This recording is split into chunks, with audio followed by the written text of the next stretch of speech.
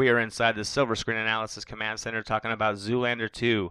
Ben Stiller and Owen Wilson are back as Hansel and Derek, and unfortunately, I'm not 15 years younger like I was when the first film came out, and making me laugh honestly took little to no effort at all. Zoolander 2 is directed by Ben Stiller, who reprises his role as the former fashion icon Derek Zoolander. This one also stars Owen Wilson, Penelope Cruz, Will Ferrell, Kristen Wiig, as well as a sea of cameos as endless as the waves of forced humor this script tries to force feed on the audience basically from the beginning to the end of this film. So essentially in this one you have the two former models. They are in reclusion after the Derek Zoolander Center for Kids Who Can't Read Good and Who Want to Learn to Do Other Stuff Good Too collapses, killing Zoolander's wife and permanently scarring Hansel's face. After all these years, they are then pulled back into the world of modeling to try and get closer to some kind of conspiracy involving a fashion heavyweight named Don Atari. From there, who the hell knows where this storyline goes? It's all over the place and never really makes much of an attempt to make sense. So to keep it short, Hansel and Zoolander are back. They're in the trendy world of fashion once again. They are old, they are out of touch with current trends, and they will have to stop something from happening to something. Who the hell cares? You get the idea.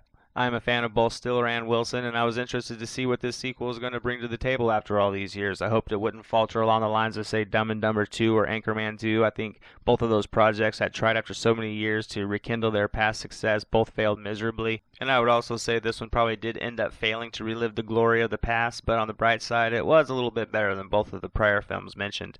This sequel just forced too much of the comedy, and only a small percentage of it managed to rouse much laughter. The script tried too hard to be stupid, and while that did work in the first film, it just came across as old and for the most part stale in this one. It was the same old scenario of coming back, times have changed, and cue the cliche pop culture references filled with so many cameos to try and coax the audience into thinking we have all seen these people in this film, that it has to be something hip and trendy, right? When really all it turned out to be was a mess of a story with all the same jokes that were much better the first time around, in my opinion.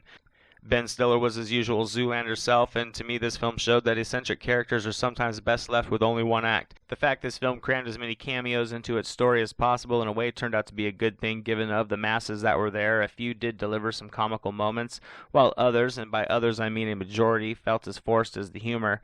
Penelope Cruz delivered a couple laughs, as did Will Ferrell, who reprises his role as the eccentric Mugatu. And not to be forgotten, Benedict Cumberbatch's performance as the model All, which is probably the most hilarious part of this movie as he nails the performance. There were a few good parts of this movie that brought out some laughs, but there were too few and far between, just a crap storyline. I wanted this film to be a good time, but in the end it only made me wonder if I would still be able to go back and even enjoy the first movie after all these years. This one just came out, and without the pop culture references and some of the cameos, even this one would have felt dated. In the end, I'm going to have to give Zoolander 2 a C-. It easily could have been a D+, but it did make me laugh a few times over the hour and a half I was sitting there. Whether that was a result of the movie itself or the two drinks from the theater bar are up for debate, but regardless, I could not wait for the end credits to roll in this one so I could get back to my life. It also could be noted that despite my disappointment in this sequel, it doesn't mean the waves of people in their younger 20s may not find some enjoyment in it, just like I did back in 2001 when the first film came out. So in the words of Zoolander himself, this was a lame attempt at trying to cash in on the nostalgia the original one built, and it just in the end failed to do so. As always, thank you so much for tuning in. I hope you enjoyed this behind the mic review of Zoolander 2. If you already did go see this film, go ahead and leave your thoughts below. I'd like to know what you thought. I'm Anthony with the SilverScreen Analysis, and I'll see you next time.